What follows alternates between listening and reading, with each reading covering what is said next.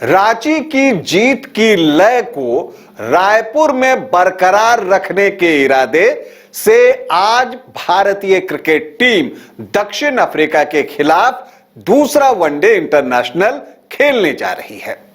आज के मुकाबले में भारत का इरादा बहुत साफ है कि रांची में जो लय मिली है जीत की उसे बरकरार रखे और सीरीज आज ही सील कर दे वनडे इंटरनेशनल मैचों की।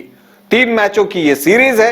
अगर भारत आज का मुकाबला जीत लेता है तो सीरीज उसके नाम हो जाएगी।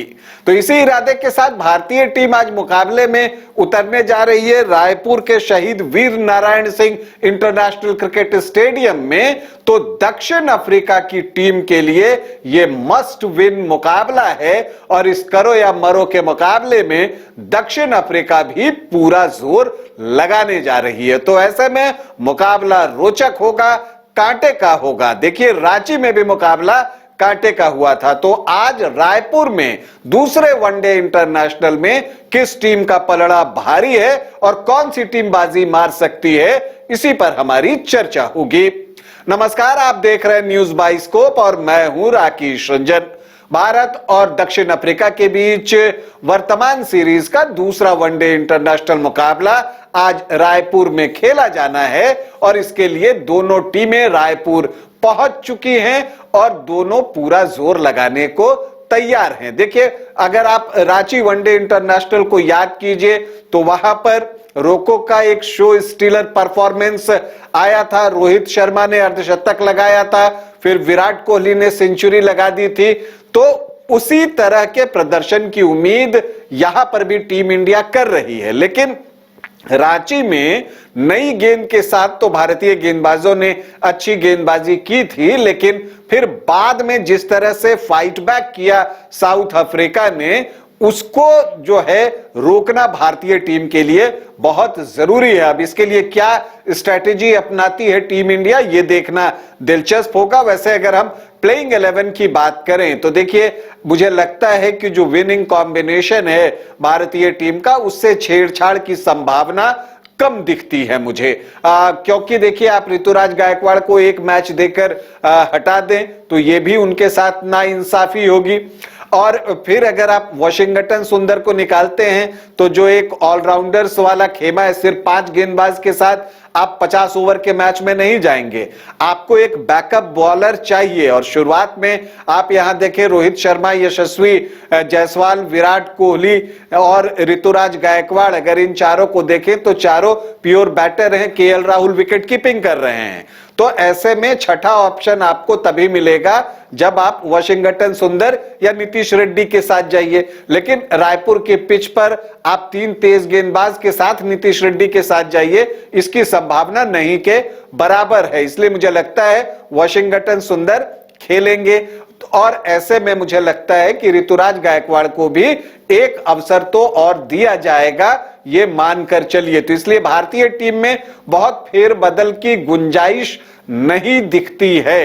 हां, यह हो सकता है कि प्रसिद्ध कृष्णा की जगह नीतीश रेड्डी को लाकर बल्लेबाजी को और मजबूत कर लिया जाए और फिर जो 5वें बॉलर का कोटा है वो वाशिंगटन सुंदर और नीतीश रेड्डी और इसके अलावा रविंद्र जडेजा, इन 3 गेंदबाजों के जरिए 20 ओवर का कोटा पूरा करवाया जाए। ऐसी एक सोच हो सकती है, लेकिन मुझे लगता नहीं कि इतना ज्यादा एक्सपेरिमेंट टीम इंडिया करेगी। दूसरी तरफ देखिए, दक्षिण अफ्रीका कुछ चेंजेस कर सकती है। पहला मैच रांची में हार चुकी है, तो अब दूसरा मैच उनके लिए बहुत महत्वपूर्ण है, क्योंकि आज हार का मतलब है कि वो सीरीज हार जाएंगे। तो इसलिए मुझे लगता है कि कुछ चेंजेस होंगे। केशव महाराज की एंट्री जो है वो मुझे दिख रही है कि वो हो सकती है और वहां पर अगर आप देखें तो एक और बदलाव की संभावना दिखती है कि बाबूमा जो कि कैप्टन हैं साउथ अफ्रीका की टीम के, रांची में नहीं खेले थे, तो उनको भी प्लेइंग 11 में जगह मिल सकती है, वापस कप्तानी पर आ सकते हैं। लेकिन अगर वो आते हैं तो यह देखना दिलचस्प होगा कि रेयान रिकल्टन और क्विंटन डिकॉक में से किसे बाहर बैठना पड़ता है, क्योंकि फिर वैसी स्थिति में बाबूमा पारी की शुरुआत कर सकते हैं। और तीसरा पॉसिबल चेंज जो दक्षिण अफ्रीकाई टीम में दिख रही है वो है आपको कि लुंगी एनगिडी को जो है टीम में शामिल किया जा सकता है बार्टमैन की जगह पर। तो ये एक जो है संभावना दिख रही है। तो ये 3 चेंजेस जो है वो दक्षिण अफ्रीका की तरफ से किए जा सकते हैं। अब कितने चेंजेस वो लेते हैं ये तो टॉस के वक्त ही पता चलेगा। वैसे पिच की अगर बात कीजिए, रायपुर की पिच की, तो पिच जो है एक स्पोर्टिंग विकेट आप कह सकते हैं। यहां पर सभी के लिए कुछ ना कुछ है। अर्ली आप देखें तो सीम बॉलिंग के लिए बहुत बेहतरीन है और जो एक वनडे इंटरनेशनल खेला गया वहां पर आप याद कीजिए कि शमी ने 3 विकेट लिए थे, हार्दिक पांड्या ने भी 2 विकेट ले लिए थे। तो सीम बॉलिंग के लिए अर्ली स्टेजेस में पिच में कुछ है, ये एक अच्छी बात है। तो अर्ली सीम मूवमेंट तेज गेंदबाजों को मिलेगा। खेल जैसे जैसे आगे बढ़ेगा गेंद ग्रिप भी करेगी तो फिर स्पिनर्स जो हैं वो भी प्ले में आएंगे, ये मानकर चलिए। और जो बाउंस है वो ट्रू बाउंस है तो बैटिंग के भी अनुकूल है।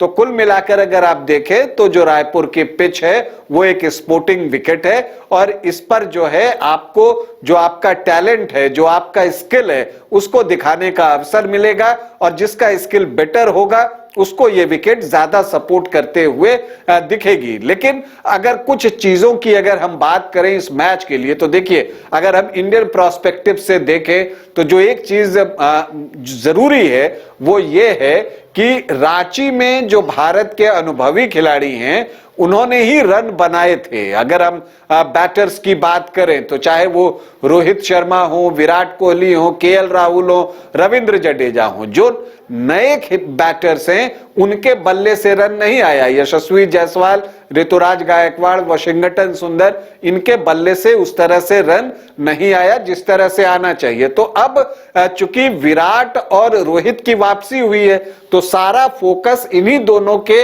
ऊपर है। तो अगर जो नए युवा खिलाड़ी हैं वो परफॉर्म नहीं करते तो आप कह सकते हैं कि वो अपने टैलेंट के साथ न्याय नहीं कर रहे हैं, क्योंकि ऐसा नहीं है। यशस्वी जायसवाल एक बेहद टैलेंटेड खिलाड़ी हैं और उसी तरह से ऋतुराज गायकवाड़ भी। तो इन दोनों के बल्ले से भी रन आना जरूरी है क्योंकि ये ट्रांजिशन पीरियड चल रहा है इंडियन क्रिकेट का। तो यहां पर जो युवा खिलाड़ी हैं उनकी भूमिका ज्यादा महत्वपूर्ण होनी चाहिए। हालांकि देखिए, जब टेस्ट मैच में रोको नहीं थे, भारतीय टीम को हार का सामना करना पड़ा, रांची में वो लौटे तो टीम का मनोबल बढ़ गया।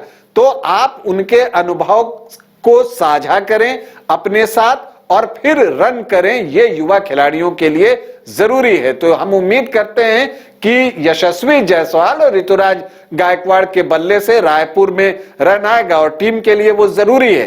क्योंकि अगर आप रांची में भी याद कीजिए तो रोको की जो साझेदारी हुई थी उसके बाद 2 विकेट बहुत जल्दी जल्दी गिर गए थे, तो टीम पर उसका दबाव आता है। तो ऐसे में ये जरूरी है कि मिडिल ऑर्डर में अगर ऋतुराज खेल रहे हैं तो वहां पर रन करें।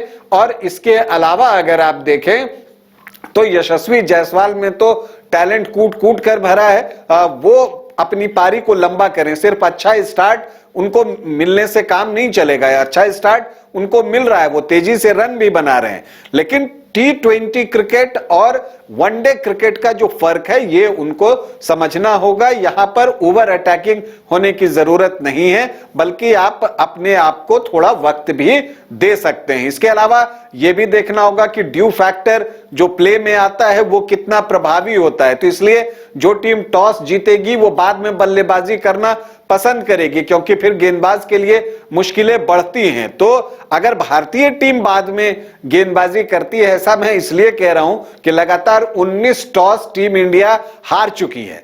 तो अगर फिर से एक इसी तरह का टॉस होता है जिसमें टीम इंडिया न जीते तो यह मानकर चलिए कि दक्षिण अफ्रीका बाद में बल्लेबाजी करेगा। तो जो गीली पिच है, मतलब कि जहां पर ड्यू फैक्टर प्रभावी हो गया है, ज्यादा हो गया है, गेंद भीग जा रही है, वहां पर आपके लिए सही लेंथ क्या है यह जानना भी बेहद जरूरी है। तो हम उम्मीद करते हैं कि इसके लिए टीम मैनेजमेंट ने जरूर कोई प्लानिंग की होगी जो हमें आज देखने को मिलेगा। और हम उम्मीद करते हैं कि आज ही भारतीय क्रिकेट टीम दक्षिण अफ्रीका को दूसरे वनडे इंटरनेशनल में पराजित कर सीरीज सील कर लेगी।